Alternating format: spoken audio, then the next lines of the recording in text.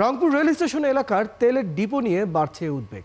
ঘন বসতিপূর্ণ এলাকা, শিক্ষা প্রতিষ্ঠান আর ব্যস্ত রেল স্টেশনের পাশে এই ধরনের অবকাঠামো কতটা নিরাপদ সেই প্রশ্ন তুলেছেন নগরবাসী। শাহ বাইজিদ আহমেদের ধারাবাহিক প্রতিবেদনের আজ দেখুন চতুর্থ পর্ব। ছবি তুলেছেন শাহিন আলম। রংপুর রেল স্টেশনের সঙ্গে বিভাগীয় জ্বালানির ডিপো। এই ডিপোতে প্রতিদিন শতাধিক ট্যাঙ্কার আসা যাওয়া করে। সময় অসময়ে লোড আনলোড হয় জ্বালানি, যার কোনোটা ঝুঁকিপূর্ণ। এসব তেলবাহী গাড়ির সামনে রেখেই দিনরাত জ্বালানি বিতরণ করা হয় পুরো বিভাগে। তেলের ডিপো আছে, যখন যে কোনো মুহূর্তেই তো কোনো একটা বড় দুর্ঘটনা ঘটতে পারে। দুর্ঘটনা তো বলে আসে না।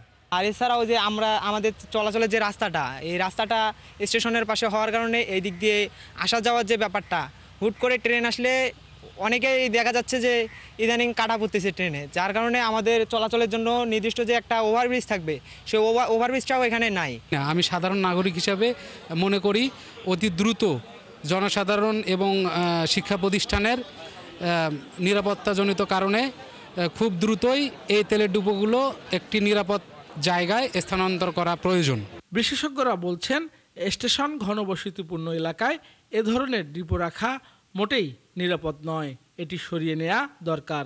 এখানে যে কোনো মুহূর্তে এখানে একটা ভয়াবহ দুর্ঘটনা ঘটতে পারে এবং অনেক মানুষের প্রাণহানিও ঘটনা ঘটতে পারে।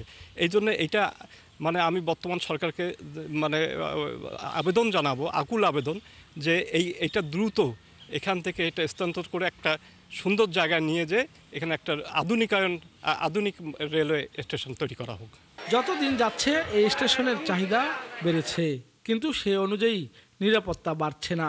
ঝুঁকির কথা মাথায় রেখে এই ডিপোটি সরিয়ে নেওয়া হয়নি।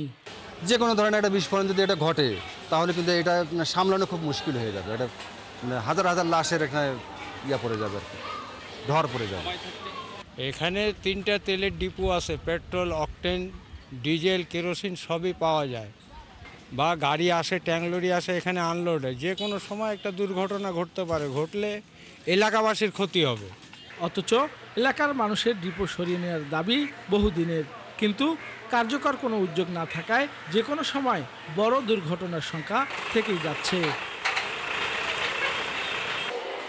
শাহ বাইজিদ আহমেদ, ৭১, রংপুর।